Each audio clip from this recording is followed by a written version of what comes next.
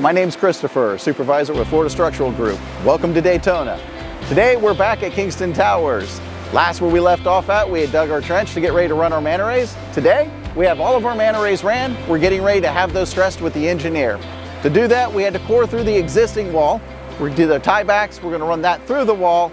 We will stress them that way with the engineers. So definitely check back with us again soon. See the rest of our progress.